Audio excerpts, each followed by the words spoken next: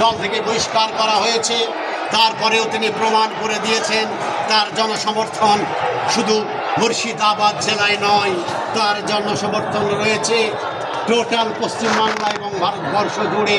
তাই তো আজ ভারতবর্ষের বিভিন্ন প্রান্ত থেকে লোক পাগলের মতো ছুটে এসেছে তাদের মনের যে খিদে, মনের যে জ্বালা, সেটা মেটানোর জন্য। এই বাবরি মসজিদ পুনঃপ্রতিষ্ঠিত হওয়ার স্থানে শুধু এইটুকু লোক এখানেই নয়, যেখানে মূল প্রোগ্রামটা চলছে সেই জায়গাটার নাম হচ্ছে আপনার ছেতিয়ানির ঠিক পাশে মরাদিঘি বলে একটা জায়গা রয়েছে, যে মঞ্চটার দৈর্ঘ্য 100 ফুট এবং 400 লোকের ক্যাপাসিটির একটা মঞ্চ ওখানে হচ্ছে। ওখানে কোরআন তেলাওয়াতের মধ্যে দিয়ে শুভ সূচনা করছে বাবরি মসজিদের হুমায়ুন কবির মহাশয়। তাই আপনারা যারা এসেছেন প্রত্যেককে জানাই সাদর আমন্ত্রণ, অসংখ্য ধন্যবাদ। আজকের এই শুভক্ষণের সাক্ষী আপনারা থাকছেন। আল্লাহ পাক আপনাদের এই নিয়াতকে কবুল করুক।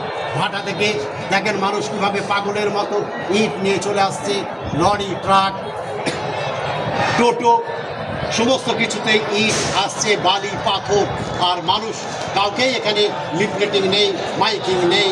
অসংখ্য লোকের যে ভিড়, সেই ভিড় আজকে চোখে পড়ার মতো। ধন্যবাদ সকলকে। সকলকে আমার পক্ষ থেকে জানাই আসসালাম।